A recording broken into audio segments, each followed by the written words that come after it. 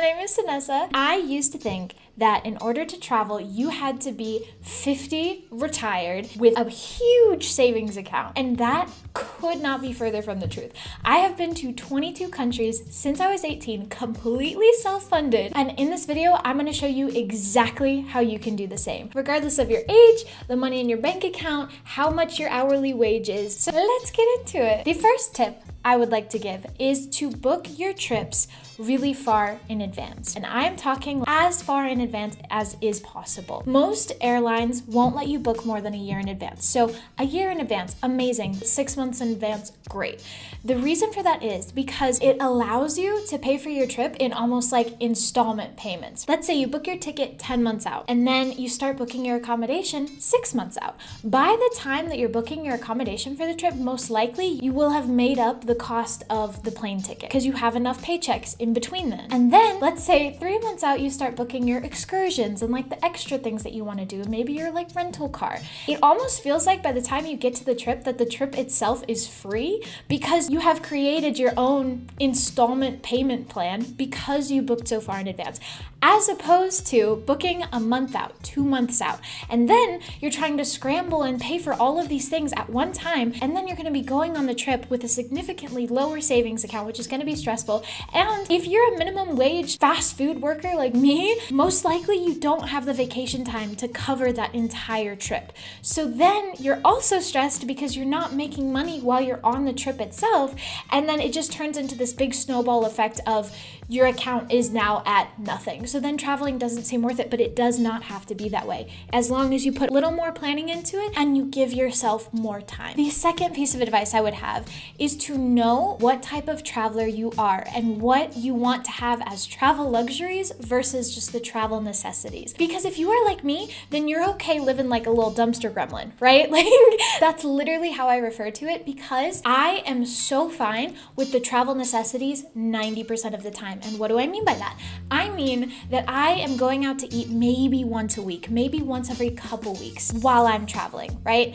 And I am okay going to the grocery store like everybody else, getting bare minimum, like getting pasta, getting super simple stuff that I can make in my hostel and eating that way. And that saves me so much money. And yes, I do still like to experience the local cuisine, but only in very small amounts, because the important part about traveling for me is talking to the people there, is seeing the architecture, is seeing how the locals like to spend their days. Like, do they like to go hiking? Let's go hiking then. Let's see what a day in their life is like. I love learning about that, and that's why I like to travel. And another part of that is I'm totally fine staying in hostels as opposed to hotels. Hotels or Airbnbs are a lot more expensive. And the other thing about them is you don't really get to meet a ton of people because you're mostly just keeping to yourself. In hostels, oh my gosh, it forces you to make so many friends and talk to so many different people from all over the world. So people are the biggest reason that I like to travel.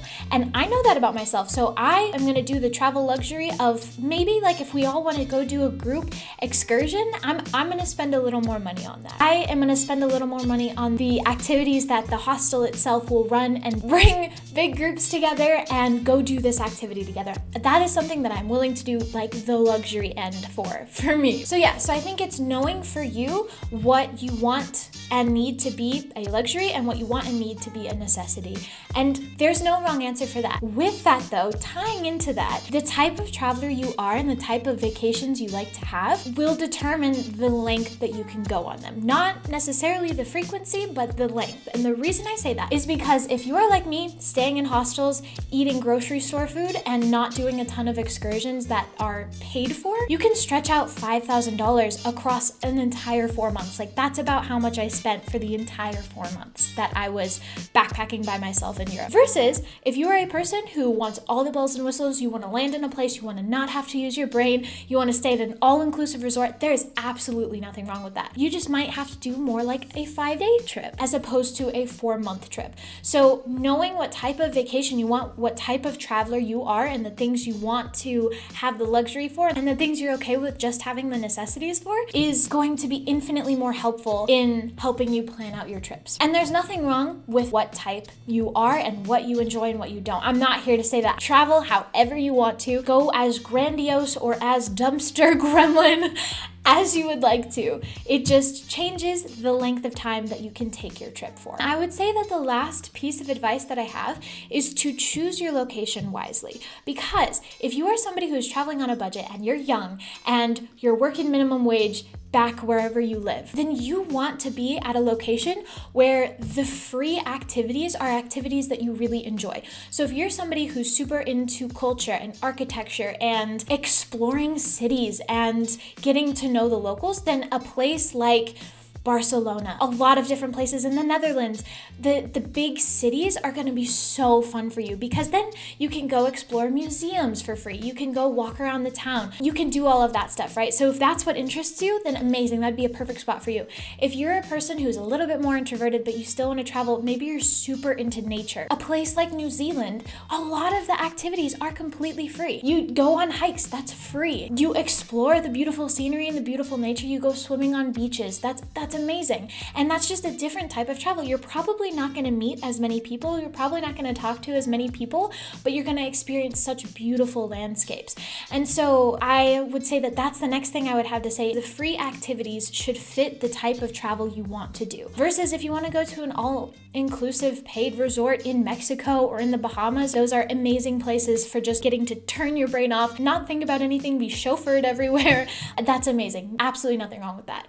So I think it's just really important to keep that in mind, that there are a ton of free activities no matter what environment that you choose. It's just choose a place where the free activities really, really interest you. Like for me, I'm not a big museum person. I will go to a few whenever I visit a city, but they're not the main thing that I go for. Versus like I was in Strasbourg, I don't know if I said that right, but I was in France and I loved walking along the canals. There was a lot of those in the Netherlands too. I loved seeing the architecture. I loved going on hikes, going on bike rides, and 90% of those activities were completely free to me. There's a lot of free activities no matter where you go. Just choose the location wisely based on the type of trip you want to have, especially when you're on a budget. Because I feel like once we get older and we have bigger budgets and we have more that we're willing to spend on comfort and stuff like that, then it gets easier to have the experience you want no matter where you go. But when you're operating on a small minimum wage travel budget, then choosing the right destination is incredibly important and I feel will make or break your trip. So I would say that those are the biggest things that have allowed me to go to as many places that I have and experience all of the experiences that I have, is understanding that yes, I might have to book farther in advance. Yes, I might have to go for a shorter period of time. Yes, I might have to sacrifice some luxuries. And the final thing I have to say is if it's important to you, make it a priority. I feel like so many people are like, I want to travel, but they don't put that high on their priority list, which is completely fine. If you're focused on just survival and getting the bare necessities in day-to-day life, then that's 100% fine, zero judgment, right? But if you are like, I want to travel, but then you start spending a ton of money on little other things that you don't necessarily need. Like I know for me, I'm so bad with Uber Eats. I'm so bad. I spend so much money on that. And a lot of what could go towards the traveling has already gone to Uber Eats. And now I don't have that I can use. Like I heard somebody say this when I was about to go traveling, which is, do I want to have this coffee here or do I want to have this coffee in Barcelona? You know what I mean? Like having that mentality of I could either do this here or I could do this there is also incredibly important. So make it a priority because you're not getting any younger, and the amount of experiences you will have if you go do this and the confidence that it will build while you are young is invaluable. And I just think the sooner you start, the faster you're gonna get addicted, the more you'll prioritize it. Or maybe you'll find out it's not for you and that's totally okay too, but at least you'll know and you can say that you've done it. So that is my advice for that. And if you guys go somewhere or if you like this video, it helped you out in any way, please let me know. And if you want more videos like this, just drop a comment and I will definitely do that because I have so much more to say. I'm so passionate about this topic. So I hope to see you guys soon. Goodbye.